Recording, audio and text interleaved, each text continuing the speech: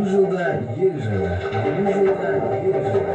Бүгінгі таңда қоғамның тыныс тіршілігі, заман ағымы қандай, өзекті мәселелер төңірегі, еңселі елді елең еткізер, тыңдарман талқысына салынар, қызықты жайттар жайында. Қоғам тынысы бағдарламасында. Бауырмал елде өскен балалар тақырыбын иемденген бүгінгі қоғам тынысы бағдарламасын әрі қарай жалғастырамыз. Құрметті тыңдарман, арнамызға жаңадан қосылып жатқан тыңдармандар болса, бүгінгі бағдарлама қонақтарымен тағы да бір рет таныстыра өтейін.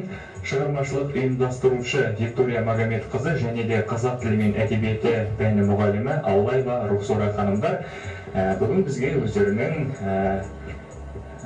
осы қазақ елінде өтіп жатқан тамаша өмірі жайлы сұхбат беру үшін бағдарламамызға келген болатын. Біздің қонақтарымызға қояр сауалдарыңыз болса 8 72 92 302 508 байланыс нөмірі іске қосылу екенін естеріңізге саламыз.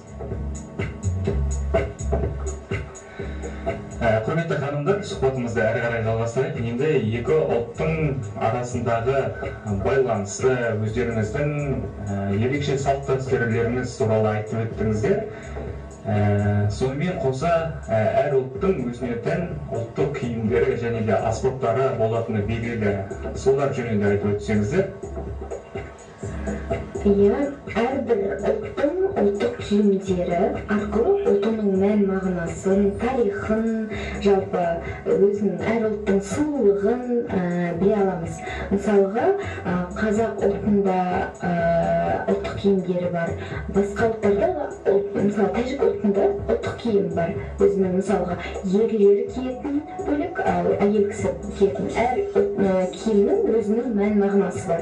Мысалы, ұлдар киетін киімдерін атап өтсем, жейдесі болады, рубашка, жейдесі.